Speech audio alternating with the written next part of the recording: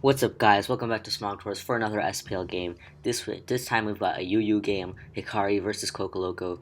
Kokoloko is bringing a Gyarados, which is a recent drop to UU, and some people consider it a menace. Some think that it's not broken. So I know Xmarth was able to defeat Mazar with a sub DD Gyarados. So let's see how much work they can put in to Hikari's team. Hikari does have the Empoleon. So unless that Gyarados does have Earthquake, and even then if the Empoleon is Shuckleberry and it can roar Toxic, that Gyarados might be blocked a bit until that Empoleon goes down. And Hikari also has a Rotom Cut, which might be able to live some hits, I guess. But Hikari actually leads off with the Infernape as Kokoloko leads off with the Salamence, and this Salamence is a major problem for Hikari's team if it has Iron Tail, if it's like a mixed attacker, and especially since Hikari can't really touch Salamence with an Infernape unless it's like HP Ice, or like, yeah, he can't really touch the Salamence unless it's HP Ice, as Kokoloko actually switches out to his Blastoise, and Hikari reveals that the Infernape is his Stealth Rocker. So that works out well for Kokoloko because now he can just go for the Rapid Spin quite freely. And the fact that the Infernape revealed Stealth Rocks might indicate that it's a Sash Endeavor lead, but this works out for Hikari because he brings in his Rotom Cut, and this is a big problem. If it Volt Switches on the Snorlax or the Whimsicott, it gets off some good damage, especially if it's Choice Specs. And if Kokoloko brings in his Crocodile on a Leaf Storm, that's huge. I feel as if Hikari would go for the Volt Switch right here, because Crocodile is a very, very risky play, and he doesn't want to Leaf Storm into the Snorlax, although he wouldn't mind Leaf Storming into the Whimsicott. So,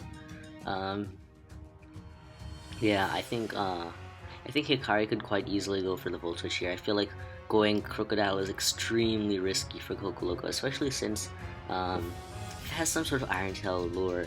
Like, looking at Kokoloko's team, I feel as if one of his Mons, Salamence or Crocodile, should have Iron Tail, because he seems really, really very weak.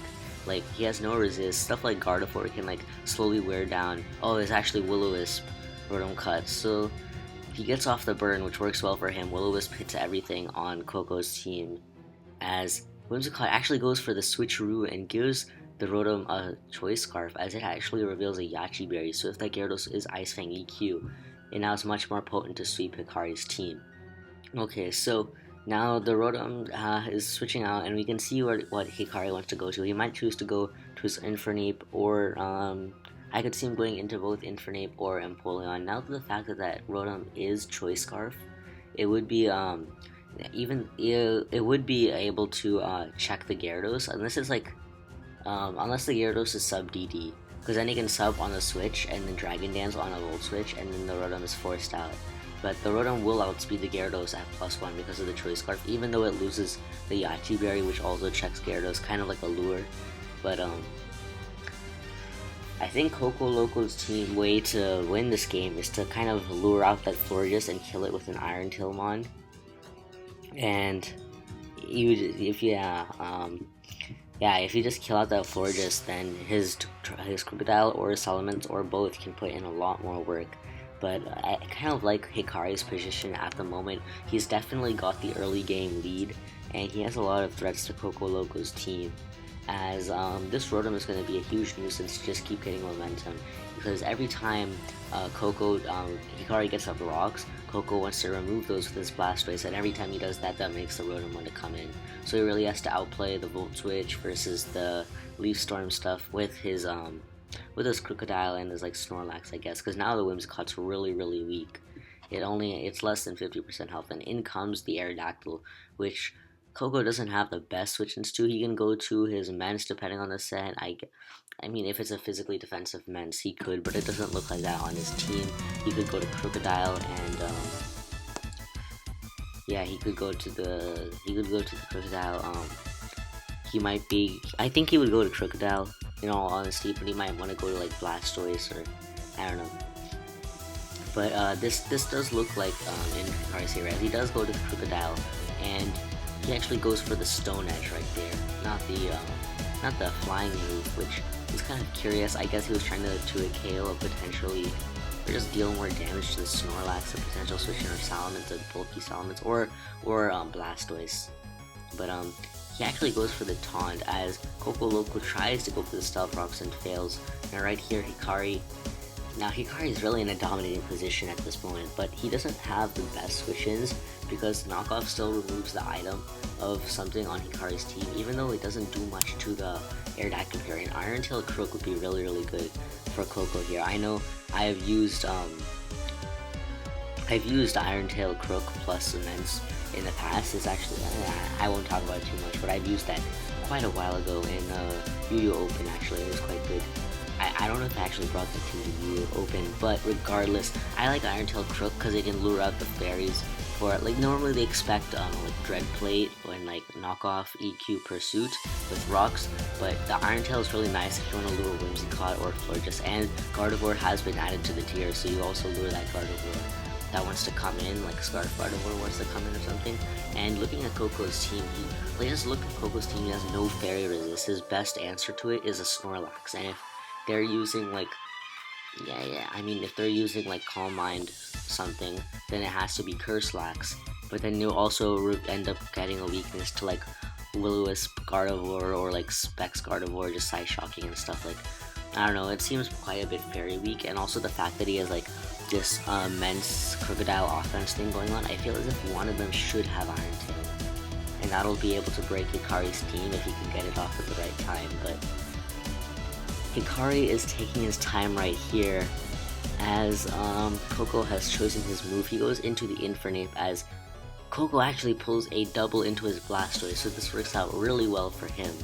And now Hikari, Coco could go for the an Ice Beam if he has it to catch a potential Rotom switch, while also not knocking the Infernape to its Sash, so that way it can Rapid Spin the Infernape and not take as much damage from Endeavor as if he had scalded it down to his Sash. He could also go for the Rapid Spin, predicting a Stealth Rocks from Hikari trying to stay in, but if Hikari just switches out, it'll kind of be like a wasted turn. So I'm not really sure how much I agree with just spinning here to ensure rocks won't go up, but I think if Coco has Ice Beam, he might want to go for that right here, because again, it's not going to bring he's not going to bring the Infernape down to his Sash, so that he can Endeavor the Blastoise and basically just kill it off, even though you can Rapid Spin on the Infernape and kill it. So yeah, Coco's taking his time here. He could also Dark Pulse, I guess. I don't know. I would Ice Beam if you have it, and if you don't have Ice Beam, what does he go for? He goes for the Scald. Yeah, not sure how much I agree with that one, because now he's gonna get Endeavored pretty badly. If Hikari could switch out on the Rapid Spin, but I'm not he'll lose his opportunity to get up rocks, but he'll also kill the Blastoise. But this does kind of work out for Kokoloko in the sense that Blastoise no longer needs to like stop the rocks from going up, because he'll kill the rocker, and that'll mean that the Rotom Cut can come in less often and steal less momentum from Coco's team. Plus, he does come out in the sense that Hikari has to choose what he wants to revenge this with. But yeah, Coco was saying he might have wanted to spin first and then go for the Scald, because then he can keep his Blastoise around longer, and he can spin on stuff like Empoleon or Florges, or even Aerodactyl if it's really healthy. So Coco ends up losing his Blastoise right here. If Hikari has Pursuit, he might go for that right here to ensure that Coco can't keep his Blastoise as a sack. But Coco doesn't really have a good Aerodactyl switch in anyway, so he might just want to go for the flying move. But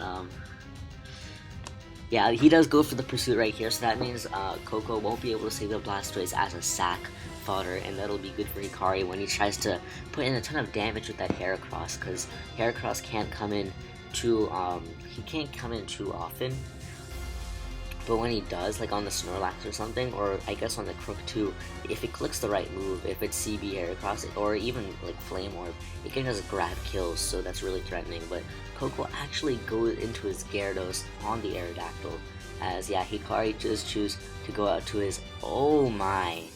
So I guess Coco was trying to get a lot of Intimidate going on the Aerodactyl, but Hikari makes the smart play by going into his Rotom Cut, because Oh, there's the Snorlax on the Leaf Storm as it misses, which is really annoying for Hikari, because that really wearing down that Snorlax would have been really good for him.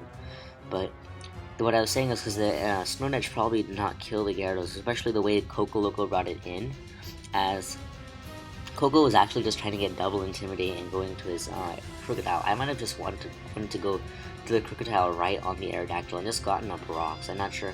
Oh my. The frustration just killed it. How did the frustration do that much?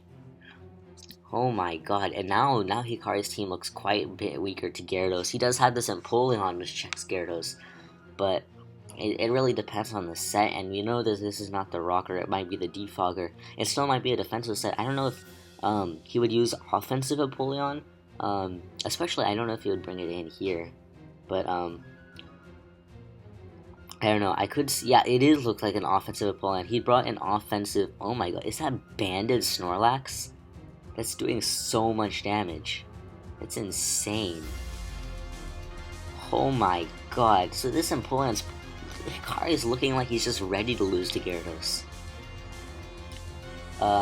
It could be like a Shucka Berry Defogger, but like Hydro Pump is really uncommon on Empoleon. Usually you see Scald, and last week Hikari brought an offensive Tentacruel that outspeed Crocodile, so wow, this might actually be an offensive Empoleon, and depending on what Kokoloko wants to do here, he might just go to his Gyarados, click a DD, and just win this game. Like, if he has leftovers especially, he'll be able to tank Moonblast, plus Hydro Pump from Empoleon, I imagine. Would Empoleon run HP Electric now that Gyarados is around? Man, I don't know if Empoleon would run HP Electric or if Kokoloko would want to risk an HP Electric from that Empoleon.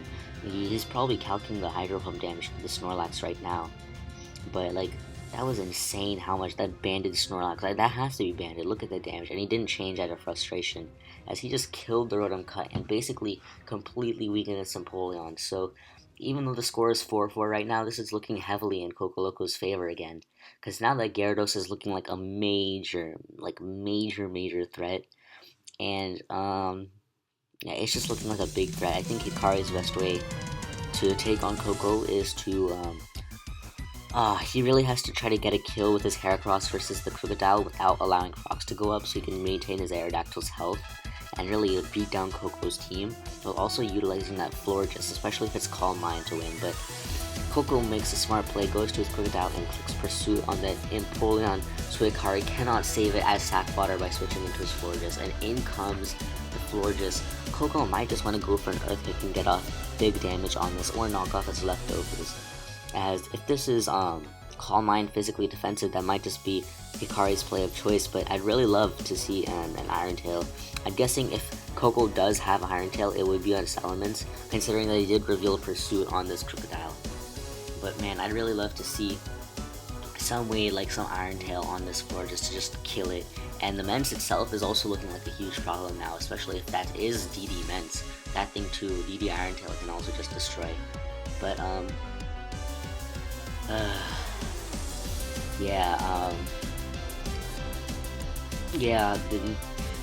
I mean, Hikari still has a chance in this game just because Aerodactyl provides a ton of offensive pressure, and Stone Edge does have that high crit ratio. You never know what'll happen, and this floor just is the remaining threat to Koko's team. Banded Snorlax actually kind of makes sense now because you can really pressure in the Florges, I guess, but I guess he wasn't really worried about Gardevoir. Gardevoir looks like a pretty big threat to Koko's team, as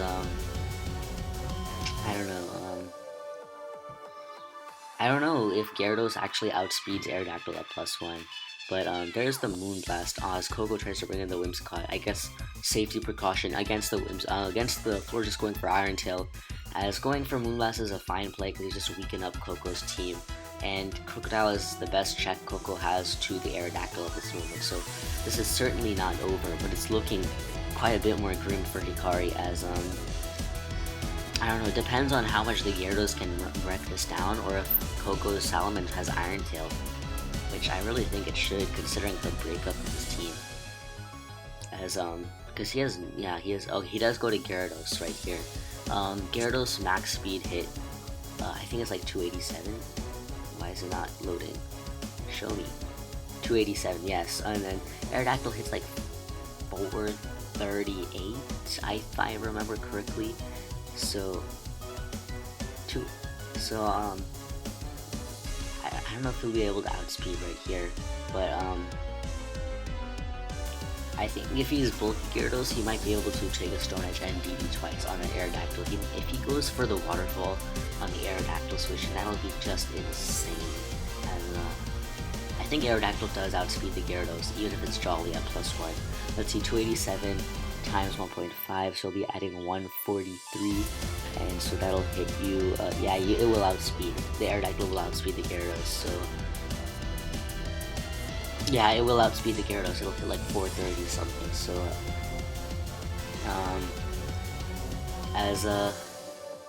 is this floor just offensive? It might be. That'd be pretty amazing. As Koko actually goes for the substitute, I don't really agree with that one. As Hikari just goes for another Moonblast, yeah. I don't know why he went for the Moonblast and just lost so much health. Sorry guys, got interrupted, but basically Koko was able to get up a Dragon Dance on that Florges as it just spammed the Moonblast, and went for 2 Waterfall to take out that Florges as Hikari brings in his Aerodactyl and goes for another Stone Edge. I think he really doesn't have a flying move at this point, because he never went for the fly move, but now this is looking like the game is in Kokoloko's court, as he pulls a double on the Heracross, and he should be able to outspeed this Heracross, unless it's like max speed Jolly. So yeah, he actually pulls a switch into his, oh my god, this is really well played by Kokoloko. He pulls a switch into his Crocodile to account for a faster Heracross going for the rock type move, as if this Heracross is choiced in some way, which I'm sure Kokoloko can calc, the Stone Edge is 16% at -2 resisted, so that might actually be like a banded edge, Jolly banded edge, as Koko can just go for like any attack he wants to right here, and he's pretty free to, but he really has to be careful that the Crocodile doesn't get worn down. But like the last 3 of his mons all have Intimidate, and Hikari just only has physical mons left, and this is really looking to be in Kokoloko's favor, as he actually pulled a switch into Gyarados on the Aerodactyl. Not sure I agree with that, so I think Koko did that to figure out what Hikari set is here, but wow, his Crocodile has like gotten extremely beaten down by taking those constant Stone Edges, and now it's really weak, so he actually pulls a switch. Oh wow, so he pulls a switch into Gyarados on the Earthquake from Aerodactyl, which would have killed that Crocodile, and now this Aerodactyl is like so, it has so many Intimidates. Every single switch is reducing the damage output that the Aerodactyl is doing, and I don't even know if Stone Edge will kill this Gyarados. It probably should, but I think the Salamence is just setting itself up to win is what he's trying to do here, and yeah, I think he's just trying to set himself up so that he can DD and click Outrage, but how many Stone Edges does the Aerodactyl have even? I don't know if this will come down to PP, but like, let me do key used Stone Edge as 3 Stone Edges, so not that much. He has 5 left, so I don't think that's gonna come down to any PP stall. But he actually switches back into the Crocodile. What is this? Oh my god. Is Hikari gonna try to pursue here and just try to finish this thing off as Kokoloko stays in? Like, this is actually insane. I don't understand what Kokoloko is trying to do by intimidating this Aerodactyl so much. But literally every single switch has been making this Aerodactyl lower and lower, and man, I also think that if Koko just didn't go for the substitute right there, because the Moonblast was doing 34% if he, so Hikari just goes for the Earthquake and takes down that Crocodile, as now he goes back into Gyarados, and he can just go for a Dragon Dance or Waterfall, I guess, as in comes the Heracross on the Waterfall, and that's a 2-hit KO. But if he didn't go, even if he went for the Dragon Dance, that Heracross wouldn't have been able to even if he went for the Dragon Dance, it wouldn't have been able to OHKO that Heracross, so I kind of agree with going for Waterfall, but I'm not really sure how much I agree with dropping off that Crocodile just to intimidate that Aerodactyl so much that the Gyarados can get back to 53 and go for the Waterfall. I mean, literally, if you did not go for the substitute, you would have had like so much more health. You would have had 20% more health approximately, and man, I don't know if that Ventus is gonna be what's gonna be able to clean up this game. I don't know how much it'll take from Aerodactyl without an Intimidate or with an Intimidate, but if there's some misses, some edge misses too here, but man, I think keeping Crocodile healthy for the Aerodactyl might have been really good, but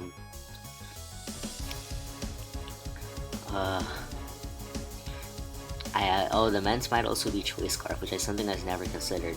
Like, yeah, this Mence actually be, Kokoloko says, nah, I'm trying to see if I ever switched this out of Hera as you switched to see if you're faster. Thank you, Zabrikin. Hikari says, I'm Jolly CB, and this, Hikari says, Mix or DD. Let's see Choice Scarf here.